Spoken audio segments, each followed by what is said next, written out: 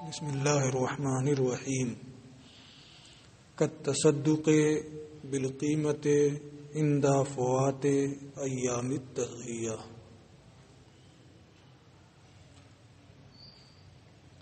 اس سے پہلے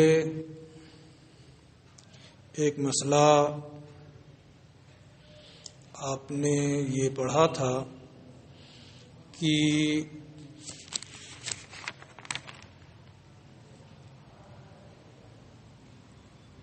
نماز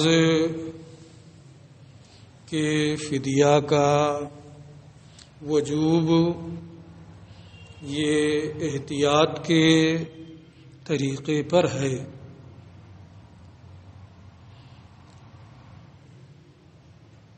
ایک سوال تھا، اس سوال کا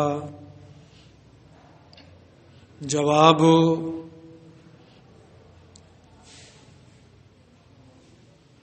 یہ جملہ تھا۔ سوال کی وضاحت اور جواب کی وضاحت وجوب الفدیۃ فی الصلاۃ للاحتیاط کے تحت پوری تفصیل سے اس سے پہلے کے درس میں ہم نے آپ کو بتا دیا ہے۔ آج کا جو سبق ہے یہ سبق بھی ایک سوال مقدر کے جواب کے طور پہ ہے، اور گزشتہ سبق کے مطابق اس میں بھی اسی طرح کا بیان ہے۔ یہ کہتے ہیں جیسے ایام نہر کے فوت ہونے کی صورت میں قیمت کا صدقہ کرنا اے کا وجوب التصدق بقیمت الشاۃ، یعنی جیسے بکری کی قیمت کا کے صدقہ کرنے کا واجب ہونا۔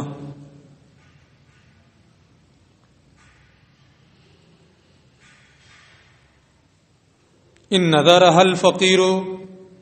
اگر فقیر نے بکری کے قربانی کی نظر مانی ہو،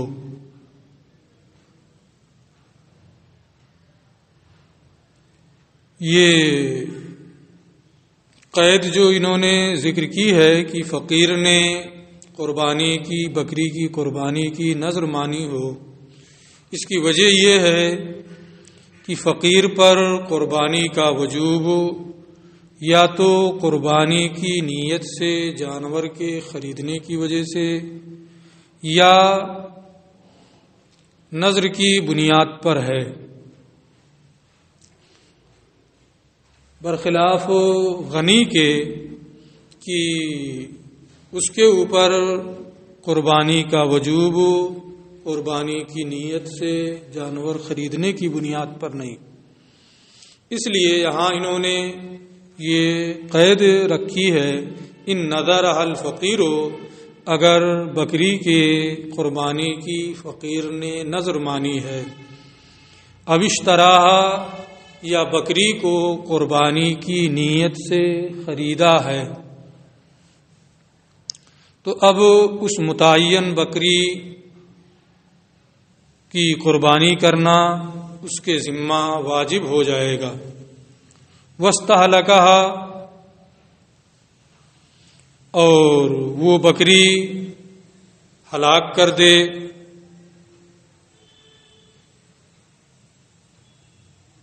او بعین الشاۃ ان بقیت حیۃ، تو ایسی صورت میں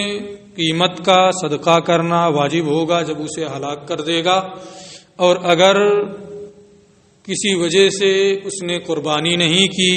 لیکن بکری موجود ہے تو زندہ بکری ہی کو قربانی کے ایام جب ختم ہو گئے ہیں تو صدقہ کرنا واجب ہوگا۔ اس کو یہ کہتے ہیں او بعین الشاۃ ان بقیت حیۃ عند فوات ایام التضحیۃ ایضا للاحتیاط، یا اگر بکری زندہ ہے تو عین بکری کو ایام نہر ختم ہونے کی صورت میں صدقہ کرنا واجب ہے، یہ بھی نماز کے فدیہ کی طرح سے احتیاط کے طور پہ ہے، یعنی بکری کی قیمت کا ہلاک ہونے کی صورت میں صدقہ کرنا یا بکری کے زندہ ہونے کی صورت میں ایام نہر ختم ہونے کے بعد عین بکری کو صدقہ کرنا، یہ بھی احتیاط کے پیش نظر ہے، جیسے نماز کا فدیہ یہ احتیاط کے طور پہ ہے۔ فہو تشبیہ بالمسألۃ المتقدمہ، یہ مسئلہ، یہ حکم گزشتہ مسئلے سے کی تشبیہ ہے، اسی سے تشبیہ دینا ہے، جیسے گزشتہ میں حکم ہے احتیاط کے طور پر، ایسے ہی احتیاط ہی کے پیش نظر یہ حکم بھی ہے۔ شاعر ملا احمد جیون رحمۃ اللہ تعالی علیہ فرماتے ہیں، وہ جواب عن سوال مقدر، یہ بھی ایک سوال مقدر کا جواب ہے، تقریرہ، اور اس سوال کی تفصیل، توضیح اور تفصیل یہ ہے، ان ما لا یوقل شرعا لا یکون له قضاء وخلف عند الفوات، وہ چیز جس کے لیے شرعاً، جو شرعاً معقول نہ ہو، اس کے لیے قضا اور خلیفہ فوت ہونے کی صورت میں نہیں ہوتا ہے، یعنی جو چیز خلاف قیاس ثابت ہو، شرعاً جو معقول نہ ہو، اگر وہ فوت ہو جائے تو اس کے لیے کوئی قضا اور کوئی خلیفہ اور بدل نہیں ہوتا ہے۔ یہ ایک عام ضابطہ اور عام قاعدہ ہے۔ اب تضحیہ جو ہے، قربانی جو ہے، اس میں غور کرنا ہے کہ کیا یہ غیر معقول ہے یا معقول ہے، اس کو انہوں نے آگے بیان کیا۔ والتضحیہ اور قربانی اراقۃ الدم فی ایام النہر، یعنی ایام نہر میں جانور کا خون بہانا، جانور کو ذبح کرنا، غیر معقولۃ، یہ غیر معقول ہے، قیاس کے موافق نہیں بلکہ خلاف قیاس ہے۔ کیوں یہ غیر معقول ہے؟ لأنہ اتلاف الحیوان، اس لیے کہ یہ جانور کو تلف کرنا ہے، اور اس میں قربت نہیں بظاہر بلکہ تعذیب ہے۔ تو جب تضحیہ یعنی اراقہ دم یہ غیر معقول ہے، فینبغی ان لا یجوز قضاؤها بالتصدق بعین الشاة او بالقیمت بعد فوات ایامها، تو ہونا یہ چاہیے کہ بکری موجود ہونے کی صورت میں عین بکری کو صدقہ کر کے اس کی قضا، یا بکری موجود نہ ہونے کی صورت میں قیمت کے ذریعے سے اس کی قیمت کا صدقہ کرنا قضا کے طور پہ ایام نہر کے ختم ہونے کے بعد، فوت ہونے کے بعد جائز نہ ہو، کیونکہ جو چیز غیر معقول ہوتی ہے وہ اس کے لیے کوئی خلیفہ اور اس کی کوئی قضا نہیں۔ فینبغی ان لا یجوز قضاؤها، تو مناسب یہ ہے کہ عین شات کو بعین ہی بکری کو صدقہ کر کے اس کی قضا جائز نہ ہو،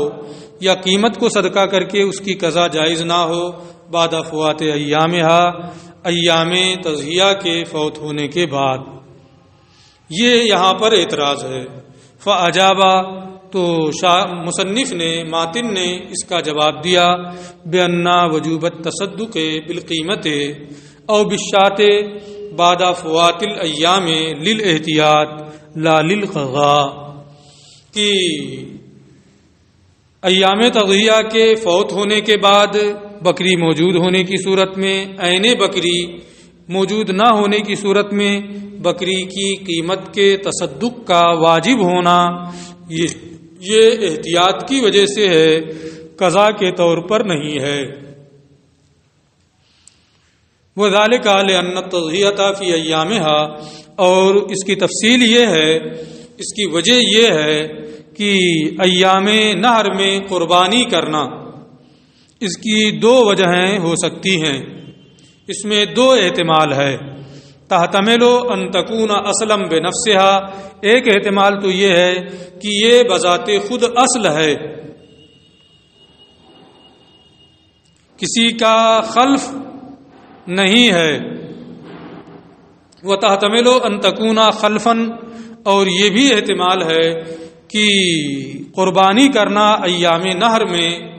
یہ بذات خود اصل نہ ہو، بلکہ یہ خلف ہو، کسی کا خلیفہ ہو۔ بأن یکون التصدق بعین الشاۃ او بقیمتها اصلا، یعنی عین بکری کو صدقہ کرنا یا اس کی قیمت کو صدقہ کرنا اصل ہو، لیکن اراقہ دم قربانی ہی کرنا یہ عین شاد کے صدقہ کرنے یا اس کی قیمت کے صدقہ کرنے کا خلف اور اس کا بدل ہو۔ تو ایک تو یہ کہ تضحیہ خود ہی بذات خود اصل ہے، اور ایک یہ کہ اصل تو عین بکری یا اس کی قیمت کا صدقہ کرنا ہے، لیکن ایام نحر میں جانور کی قربانی کرنا اس کا خلیفہ ہے۔ وَإِنَّ مَنْ تَقَلَ، پھر جب اصل عین بکری یا اس کی قیمت کو صدقہ کرنا ہے، پھر ایام نحر میں قربانی کیوں کرتے ہیں؟ صدقہ ہی کر دیں۔ یہ کہتے ہیں وَإِنَّ مَنْ تَقَلَ إِلَى التَّضْحِيَةِ بِعَارِضِ الضِّيَافَةِ، اور یہ تضحیہ اور قربانی کی طرف منتقل ہو گیا ضیافت کے عارض ہونے کی وجہ سے، کیونکہ ایام نحر میں لوگ اللہ کے مہمان اور اس کے ضیوف ہوتے ہیں، اور ہر کوئی اپنے مہمان کی ضیافت اور مہمان نوازی بہتر سے بہتر کرتا ہے، اور اللہ تو اپنے اضیاف اور اپنے ضیوف اور اپنے مہمانوں کی بہتر مہمانداری فرمانے والا ہے۔ تو اور گوشت یہ ازکا اور اطیب طعام ہے، اس لیے اللہ تعالی نے ان ایام میں اگرچہ اصل عین شات یا اس کی قیمت کا صدقہ کرنا ہے، لیکن قربانی کا حکم دیا تاکہ اس کے ضیوف کی بہتر سے بہتر مہمان نوازی اور ضیافت ہو۔ لأن الناس اضیاف اللہ فی ہذہ الایام، اس لیے کہ ان دنوں میں ایام نحر میں لوگ اللہ کے مہمان ہوتے ہیں۔ والضیافت انما تکون باطیب الطعام، اور ضیافت بہتر سے بہتر کھانے سے ہوتی ہے، اور وہ اللہ کے نزدیک وہ گوشت ہے جو ذبح کیا گیا ہو اور جس سے خون گرا دیا گیا ہو۔ تو اس عارض کی وجہ سے، عارض ضیافت کی وجہ سے ایام نحر میں تضحیہ کی جانب انتقال ہوا، اگرچہ عین شات یا اس کی قیمت کا صدقہ دینا اصل ہے۔ لِيَكُونَ اولا تناول الناس من طعام الضیافہ، تاکہ لوگ پہلا کھانا ضیافت کے کھانے سے کھائیں۔ فما داما کانت الایام موجودتاً، تو جب تک ایام نحر موجود ہیں، قلنا ہم یہ کہیں گے ان التضحیۃ اصل براسہا وعملنا بالمنصوص، کی قربانی کرنا ہی اصل ہے اور ہم منصوص کے مطابق عمل کر رہے ہیں، کیونکہ ان دنوں میں بندے اللہ کے مہمان ہیں۔ وَإِذَا فَاتَتِ الْأَيَّامُ، اور جب قربانی کے ایام فوت ہو گئے تو اب ہم پھر اصل کی جانب پلٹ آئیں گے، یعنی جو دوسرا احتمال ہے کہ اصل تو عین شات یا اس کی قیمت کا صدقہ کرنا ہے، عارض ضیافت کی وجہ سے تضحیہ کی جانب انتقال ہوا ہے، اس لیے جب ایام نحر فوت ہو جائیں تو وہ اصل پھر عود کر آئے گا، اور حکم ہوگا کہ اگر بکری موجود ہے تو عین بکری موجود نہیں ہے تو اس کی قیمت صدقہ دی جائے۔ وقلنا، اور ہم نے کہا ان التصدق بعین الشاۃ او بالقیمت هو الاصل، عین بکری یا اس کی قیمت کو صدقہ دینا ہی اصل ہے. فحکمنا بھی، اور ہم نے اسی کا حکم دیا. جب تو یہاں دو احتمال ہیں، اور اگر پہلے احتمال کو لیا جائے تو بکری کی قیمت یا عین بکری کو صدقہ دینے کا حکم نہیں ہو سکتا ہے. لیکن دوسرے احتمال کو لینے کی صورت میں جب ایام نہر ختم ہو جائیں تو اس کی قیمت یا عین بکری کو صدقہ دینا ضروری ہوتا ہے. جب ہم نے دو احتمال ہیں، دوسرے احتمال کو ہم احتمال کی بنیاد پر احتیاط کی وجہ سے لے رہے ہیں، کیونکہ اسی میں احتیاط ہے. فحکمنا بھی، اس لیے ہم نے اس کا حکم دیا. ثم اذا جاء العام الثانی، پھر جب دوسرا سال آ جائے یعنی قربانی دوسرا ایام نہر، لم تنتقل من هذا الحکم، تو ہم اس حکم صدقہ سے منتقل ہو کر کے یہ نہیں کہیں گے کہ اب اس بکری کو یا اس قیمت سے بکری خرید کر کے ان ایام میں قربانی کریں. ولم نقل بقضائها على ما كان في العام الاول، اور ہم گزشتہ سال کی طرح سے اسے اس سال اس کی قضا کا حکم نہیں دیں گے، ہم یہ فیصلہ نہیں دیں گے، اس لیے کہ جب کوئی حکم کسی بنیاد پر لازم ہو جاتا ہے تو اب اسے توڑا نہیں جاتا. مثلا کسی قاضی نے کوئی فیصلہ کر دیا تو اب اس کے فیصلے کو بعد میں توڑا نہیں جائے گا.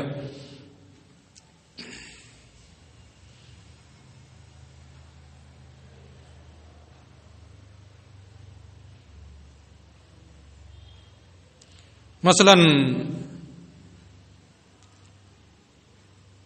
جب کسی نے کوئی اجتہاد کیا اور اس کے مطابق کوئی حکم بھی نافذ کر دیا تو اب اس کا اجتہاد اس کے بعد کسی بنیاد پر تبدیل نہیں ہوگا.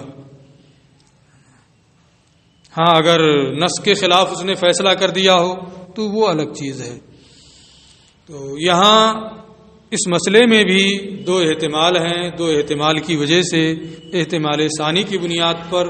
بطور احتیاط یہ حکم دیا گیا کہ ایام نہر اگر فوت ہو گئے ہوں تو بکری موجود ہے تو اس کو عین بکری کو موجود نہیں ہے تو اس کی قیمت کو صدقہ کرنا یہ واجب ہے. یہ قضا کے طریقے پر نہیں، خلیفہ کے طریقے پر نہیں، بلکہ دو احتمالوں میں سے ایک احتمال کو لے کر بطور احتیاط یہ حکم دیا گیا ہے. باقی تفصیل جو حقوق العباد سے متعلق قضا کی انواع کی مثالیں ہیں وہ ہم انشاءاللہ عرس کے بعد پڑھیں گے. السلام علیکم.